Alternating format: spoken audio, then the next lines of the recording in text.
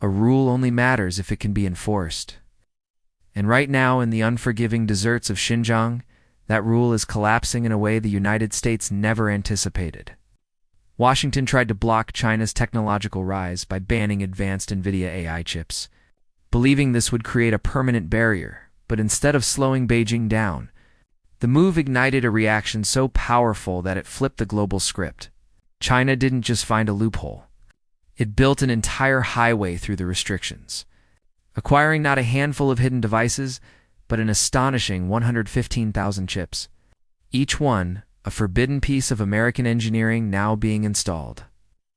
Inside colossal servers, powering China's rapidly expanding AI infrastructure, this is no act of passive resistance. It is a clear lesson in geopolitical reality, showing that a determined nation can redirect pressure into power and turn limitations into fuel. After exposing the fragility of America's control, China moved into its next phase with a level of determination that shocked economists and analysts around the world.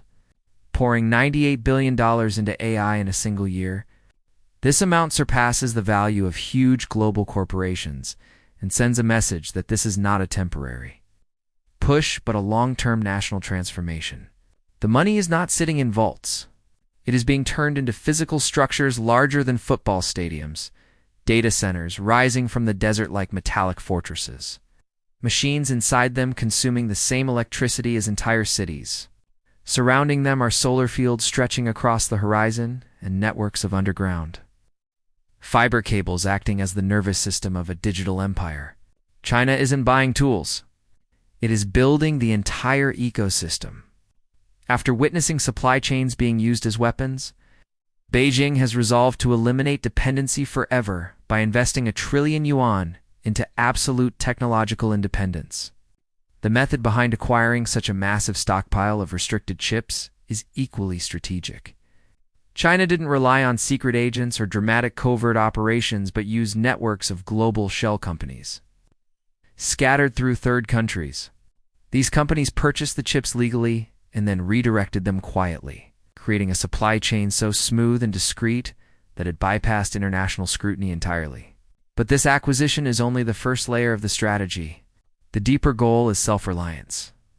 While publicly criticizing the bans, China has been pouring billions into developing domestic chip manufacturing and design. What was meant to slow them down became the spark for an accelerated technological sprint. Instead of being cornered, they became more focused than ever on ensuring that not only can they get chips now, but eventually they will not need foreign chips at all. At first glance, the Xinjiang desert seems like the last place for high-tech development. But every element of it has been chosen for a strategic reason. AI data centers need enormous energy, and the desert offers endless solar power. It also creates natural isolation from espionage and sabotage. The dry climate significantly reduces cooling costs, which is normally one of the most expensive parts of operating advanced computers. What appears to be empty land becomes a strategic foundation for China's most ambitious technological project. These data centers are not isolated units scattered randomly. They are connected by an ultra-fast neural network that transforms them into a single unified machine. The power isn't in each building alone, but in the way they collaborate. A research team in a distant city can instantly borrow computing power from multiple desert hubs. If one facility fails, the others take over in seconds. This is not a server farm, but an adaptive digital organism built for resilience, expansion, and dominance. China is not simply building infrastructure. It is constructing the architecture of a new global power structure grounded in artificial intelligence. What began as a reaction to American sanctions has become a blueprint for a new technological order. They turned obstacles into motivation, remote deserts into strategic advantages, and restrictions into tools for long-term strength. This story is not just about chips, data centers, or networks. It is about shaping the direction of the next century and deciding who leads it. China's message is clear. They will not be controlled, they will not be slowed, and they will not let anyone dictate the pace of their technological future. A rule only matters if it can be enforced. And right now, in the unforgiving deserts of Xinjiang, that rule is collapsing in a way the United States never expected. Washington believed that controlling NVIDIA's advanced AI chips meant controlling the future. But the plan backfired with historic force. Instead of slowing down, China accelerated, quietly gathering a mountain of 115 Hu restricted chips and turning them into the beating heart of colossal desert data centers that drink electricity like cities. What the US intended as a blockade became the catalyst for China's surge, and that surge is now transforming into something even larger, a distributed digital organism. A concept that redefines what technological scale means in the modern world. By 2028, this project is meant to be more than infrastructure. It is designed to become the new foundation of the Chinese economy and the anchor of its global influence. The goal of hitting a 300 billion yuan scale isn't bragging. It is the launch point for sovereignty.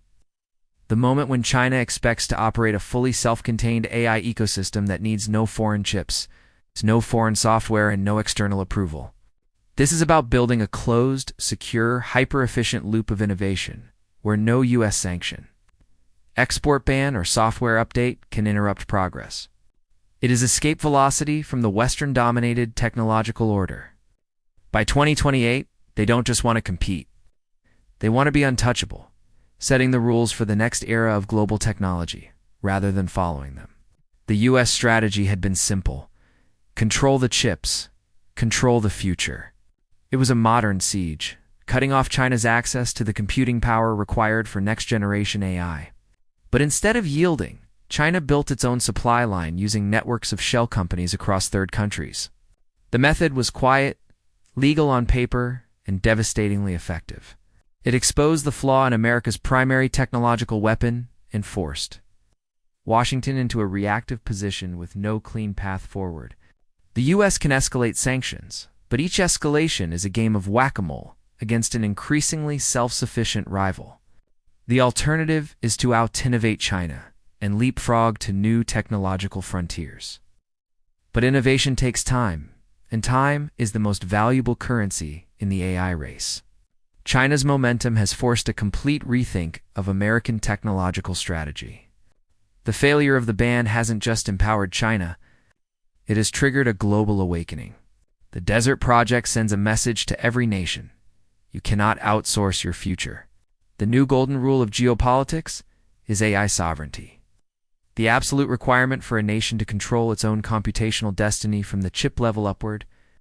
China is proving that this struggle is not only about economic growth, it is about national security at its highest tier. Now, countries across Europe, the Middle East, and Southeast Asia are watching closely. They see the risk of basing their national infrastructure on technology controlled by a geopolitical rival. They see the danger of relying on a supply chain that can be shut down by someone else's politics. This realization is triggering a global scramble as nations begin calculating the cost of building their own AI stacks. For those not directly caught in the US-China confrontation, this is not a conflict but a dilemma. The world is splitting into two incompatible technological universes, and every country will be forced to choose between them. It will be like choosing between Android and iOS. But the stakes will be far higher because the decision will shape national security, economic stability, and state power. Nations in the Middle East and Southeast Asia are already weighing their options. Do they remain inside the US-led technological sphere? Or do they tap into China's massive deal-rich AI infrastructure? Some will try to balance both sides for as long as possible. But the Desert Project has made one truth unavoidable. Real technological independence is expensive, but dependence carries costs that could be even higher. We have crossed a threshold. This is no longer a temporary trade dispute. It is the opening chapter of a long, structural competition that will shape the century. China's massive investment in the desert, its successful bypassing of sanctions, and its race toward total AI sovereignty mark a point of no return. The era of a single integrated global tech ecosystem is over. A new Cold War has begun, fought not in trenches or skies, but inside server racks, semiconductor fabs, and neural networks. The battlefield is economic and technological dominance. The victor will be the nation that sets global standards for everything from data privacy to the ethics of machine intelligence. The shifting sands of Xinjiang are the birthplace of this new reality. A silent, sprawling monument to a fragmented world, where computational power has become the ultimate currency and two superpowers are building separate futures, each racing to define what the next century of human civilization will look like.